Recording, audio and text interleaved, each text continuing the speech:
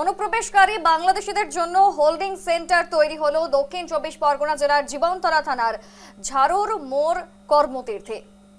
এই কর্মতীর্থে বিল্ডিং এ 5 জন বাংলাদেশিকে রাখা হয়েছে। 5 জন বাংলাদেশের মধ্যে 3 জন পুরুষ এবং 2 জন মহিলা। জীবনতলা থানা পুলিশের কড়া নিরাপত্তায় রাখা হয়েছে অনুপ্রবেশকারীদের। অবৈধভাবে দালাল মারফত তারা ভারতে প্রবেশ করেছেন। পশ্চিমবঙ্গের বিভিন্ন জেলায় তারা গা ঢাকা দিয়ে থাকতে শুরু করেন। রাজ্যে পালাবদলের পর মুখ্যমন্ত্রী শুভেন্দু অধিকারীর ঘোষণা অনুযায়ী ডিটেক্ট, ডিটেন এবং ডিপোর্ট, এই ঘোষণার পরই প্রশাসনিক তরফে তৎপরতা শুরু হয় এবং অনুপ্রবেশকারীদের ধরে হোল্ডিং সেন্টারে রাখার উদ্যোগ নেওয়া হয়েছে এবং তারই প্রতিফলন এই ছবি। ঠিক সেই এলাকা থেকে আরো কি ছবি উঠে আসছে তা আমাদের প্রতিনিধি সৌরভ বিশাল তুলে ধরেছে, দেখুন।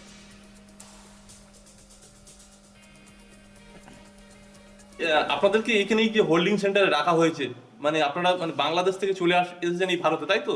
হ্যাঁ, মানে কতদিন আগে এসেছেন? 6-7 মাস। 6-7 মাস এসেছেন। আচ্ছা, এটা জোরে কোথা থেকে এসেছেন?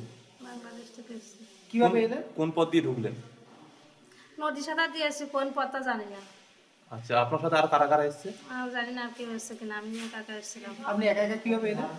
সাঁতার কেটে চলে এসেছিলাম। সাঁতার কেটে চলে এলেন। আচ্ছা, এখানে এসে কি কোনো ডকুমেন্টস, পরিচয়পত্র কিছু করেছেন? হ্যাঁ, করেছি। কি করেছেন? আধার কার্ড, প্যান কার্ড আছে। আধার কার্ড, প্যান কার্ড করেছেন? যা ভোট দিতেন? এবারে তো ভোট দিতাম, তা ভোট দিয়েছিলেন? না, এসআরে নাম আসেনি তো ভোট। মুড়ি মশলা বিক্রি করতাম, ওখান থেকে আমাদেরকে ধরে নিয়ে আসে। ধরে আনার কারণ আপনারা বাংলাদেশি তো? হ্যাঁ, আমাদেরকে বলছে বাংলাদেশে, আমরা বাংলাদেশ, আপনার বাংলাদেশে কোথায় বাড়ি ছিল? বাগেরহাট জেলা। কিভাবে এলেন ভারতে? আমি এসেছি তখন আলোকে 1985 সালে। 1985 সালে? মানে কিভাবে এলেন তখন? তখন এসেছিলাম, মনে করেন ছোট ছিলাম তো, তখন মনে করেন বর্ডার তার কাটা ঘেরা টেরা ছিল না, তখন মনে করো এটা চলে আসছি, কেউ জিজ্ঞেস করেনি, ছোট বাচ্চা কেউ জিজ্ঞেস করেনি। একাই চলে এসেছিলেন? হ্যাঁ, একাই এসেছি। ওখানে পরিবার রয়েছে? ওখানে পরিবার কে বেঁচে আছে কে মরে গেছে বলতে পারবো না। আর ভারতীয় তোমার যে নাগরিকত্ব আছে, ভোটার কার্ড, রেশন না, কার্ড? আমি কলকাতা ফুটপাতে ছিলাম, কিচ্ছু হয়নি, আমার কোনো কার্ড ফাট হয়। জীবনতলার যে ঝোড়র মোড় রয়েছে কর্মতীর্থ, সেই কর্মতীর্থকে হোল্ডিং সেন্টার করা হয়েছে এবং রাজ্যে পালা বদল হওয়ার পর থেকেই রাজ্যে যে বিজেপি সরকার ক্ষমতা এসেছে এবং বিজেপি সরকারের নেতৃত্বে যে বাংলাদেশি যারা অবৈধভাবে ভারতে প্রবেশ করেছে তাদেরকে দ্রুত বাংলাদেশে ফেরানোর ব্যবস্থা শুরু করেছে বিজেপি সরকার। আমি প্রথমে চিত্রটি দেখার চেষ্টা করবো। ইতিমধ্যে এই যে ঝোড়র মোড়ে যে জীবনতলা যে হোল্ডিং সেন্টারটি করা হয়েছে, এখানে 3 জন পুরুষ এবং 2 জন মহিলাকে রাখা হয়েছে। টোটাল 5 জন বাংলাদেশিকে রাখা হয়েছে এবং প্রশাসনের তরফ থেকে জানানো হয়েছে আরও বেশ কয়েকজনকে এনে এখানে রাখা হবে। পরবর্তীতে তাদেরকে যোগাযোগ করে বাংলাদেশে পাঠানো হবে।